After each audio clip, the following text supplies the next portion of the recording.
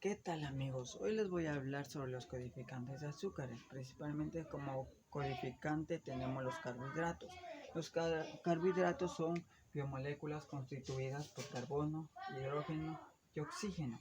Eh, Forman parte de los cuerpos de los seres vivos, cumpliendo funciones estructurales y almacenamiento de energía. También forma parte de plantas, insectos y en el ser humano. En plantas tenemos la celulosa, en insectos tenemos la quitina y en el ser humano tenemos la contriditinas, en las cuales también forman parte de la dieta diaria, ya que se constituye el 30% de los alimentos que consumimos. También por otra parte, también les voy a hacer conocer lo que es lectinas. ¿Qué son lectinas? Las lectinas son proteínas unidos a unos azúcares de manera elevada específicamente para así tener a distintos. Es decir, es decir que está compuesta, por una cadena de polipeptídica que se puede estar unido o no a más residuos de carbohidratos. Por ejemplo, tenemos constituida la D de D de la D de monosoca, de monosa, y también constituida la D de galactosa. Por otra parte, también les quiero dar a conocer que es algo muy importante. Muy importante, son ejemplos de codificantes de azúcares. Como primer ejemplo tenemos los monosacáridos, que están formadas por una única molécula, en las cuales podrían ser en ribosa, la que se encuentra en la carne de res, en el hígado. Por otro tenemos la fructosa. La fructosa la encontramos en la miel y en tomates. Por otro ejemplo tenemos los disacáridos. Los disacáridos son moléculas formadas por unidas a dos moléculas mediante de un enlace covalente, en las cuales este enlace covalente, por ejemplo, sería la sacarosa. En la sacarosa vemos que se encuentran las frutas y las hortalizas.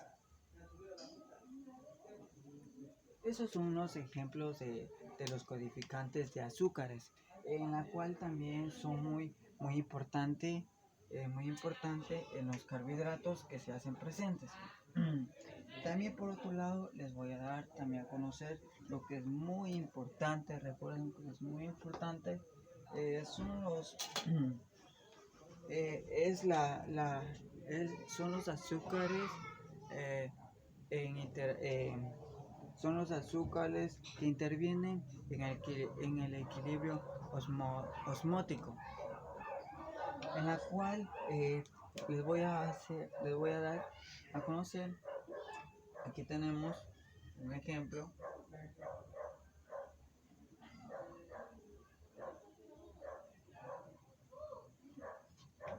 sobre el equilibrio osmótico.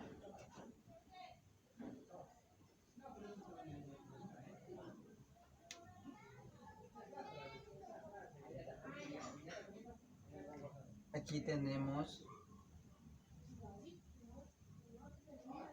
una membrana semipermeable.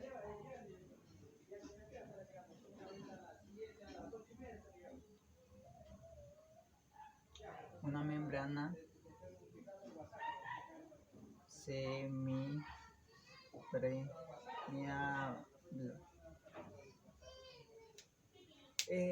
Aquí podemos ver que la presión osmótica es la presión necesaria en la cual el agua detiene la ósmosis o el movimiento. Es decir, que para alcanzar el equilibrio osmótico, pues el agua tiene que moverse eh, de un lado a otro lado mediante la membrana semipermeable, en la cual esto pues tendría en ambos lados una concentración igual, en la cual esta presión osmótica pues se mide mediante unidades de osmoles, lo que quiere decir es el número de reactividad real de la presión osmótica. Por ejemplo, vemos que aquí tenemos A1 y A2, la cual aquí podemos tener una disolución,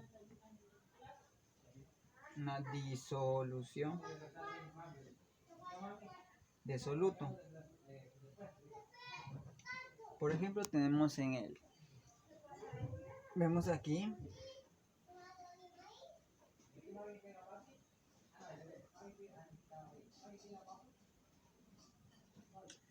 aquí que tenemos un soluto. Recuerden que en la presión osmótica vemos que esta conservancia mediante la membrana semipermeable siempre se mueve de un lado al otro en forma líquida, en forma sólida no, imposible, erróneo. Espero que eso les haga muy importante. Aquí como tenemos un soluto, supongamos que es agua con partículas de sal. Y aquí tenemos una disolución diluvia, o más bien dicho, agua pura, en la cual aquí influye tanto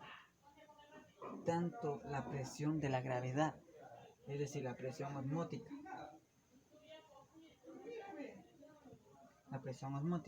Entre más se ejerce, pues podemos ver que aquí se permeaba mediante la membrana semipermeable. Vemos que pasa de un lado al otro para poder así igualar y tener un equilibrio osmótico. Recuerden que eso es muy importante, pero recuerden que aquí pasa mediante esta presión, pasa mediante la membrana semipermeable solo agua pura porque es de una forma líquida, mientras que los solutos no, el soluto se mantiene, se queda estático aquí, en esta parte, la cual así vemos que pasa solo agua pura y se va acumulando para tener una igualdad, que eso es la presión osmótica, la igualdad del agua de ambos lados.